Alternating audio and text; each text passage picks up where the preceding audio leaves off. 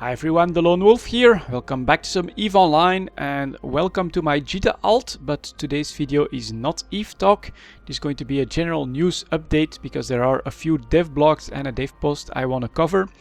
I also want to thank all of you guys for the 5,000 subscribers on the channel. That's a really cool milestone to reach.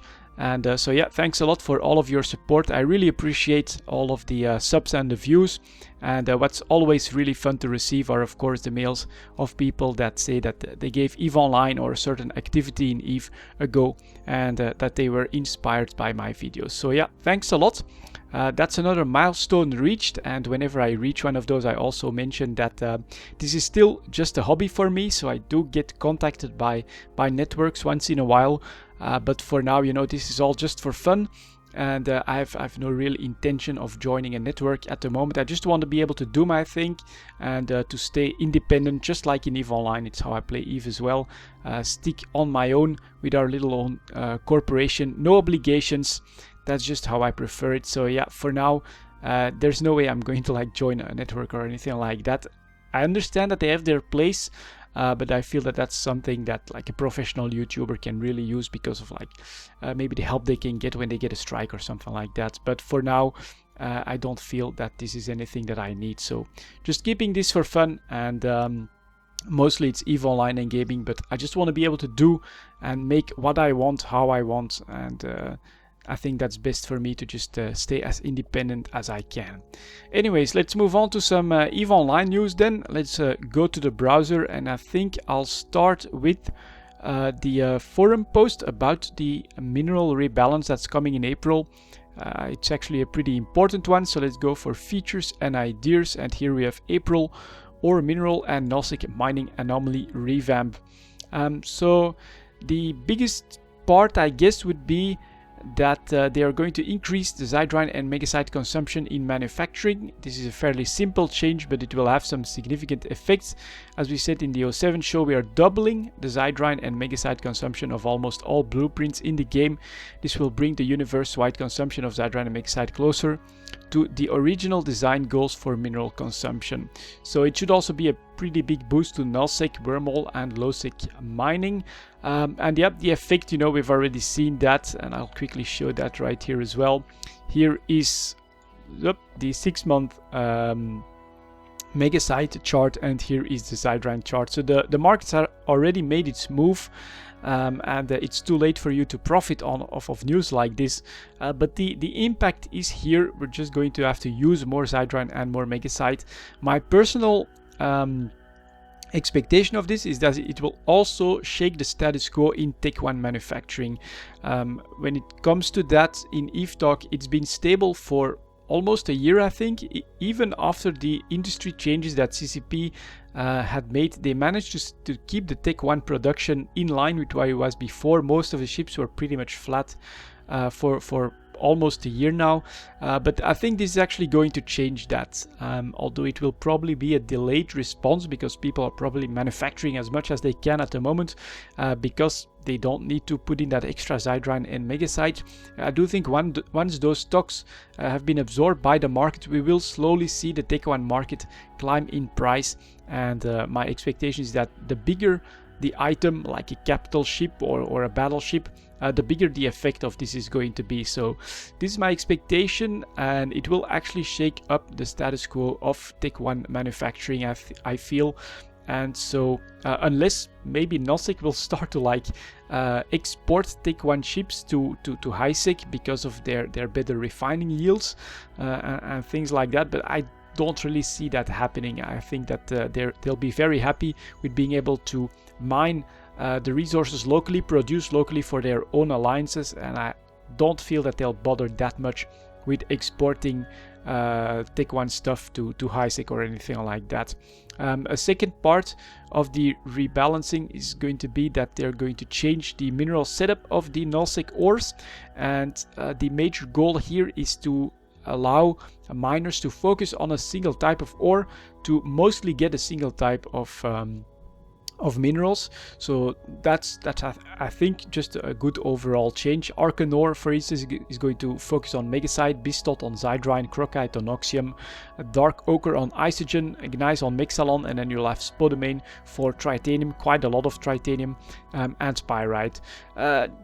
This just feels okay, you know. If miners in nullsec can actually fill in the gaps that their alliances need, I think that that's only logical that they'll have an ability like that. I feel that it's probably something that they could do at the moment, but some of the bottlenecks probably ended up being just so large that it was very hard to do, because of all the extra materials that you got from all of this. So the aim really is for CCP to allow nullsec to be more independent, to get and mine their own resources, to get their own industry up and running, and to not be so dependent on imports for minerals from HiSec, which I think it's the only negative that you can see in this, is that this is going to slow down and diminish trade between HiSec and nullsec, and there's obviously gameplay and value in that aspect as well. So yeah, the question is, will this just slow down trade, or is this going to be replaced, as I've said, by possibly exports from nullsec to HiSec? I don't think it is, but yeah, the nullsec guys have of course been asking for more value in nullsec and a more independent nullsec for a long time. And so as part of the whole nullsec rebalance that CCP is doing with the sovereignty changes, the structure changes, and now here a pass on minerals as well, this is just part of their effort to reinvigorate nullsec, which has been stagnant for quite a while. So yeah, I'd love to hear your thoughts on this change. Personally, I think it's pretty good for the game. Longer term, allowing nullsec to do its own thing and to not be too dependent on trade with HiSec is maybe a little bit risky. If it becomes too effective, will HiSec guys feel like they're too much behind and be pushed against their will in nullsec? That may not be what I'd want to see myself either.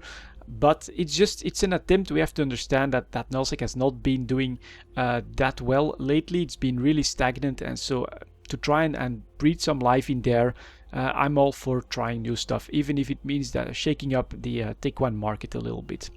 So yeah, that's it for this rebalancing. Let's also check out the dev blogs. I don't need to stay on those too long. The first one is that the Alliance logo submissions are open once again. So I think that this is pretty cool, and I'm really happy that CCP is reintroducing this. So the biggest hurdle here is of course that they had to get some legal things out of the way, and so what CCP is going to do is, if they accept your logo, they're going to add like a Concord star and a bit of a filter in front of it, just to make it their own derivative work.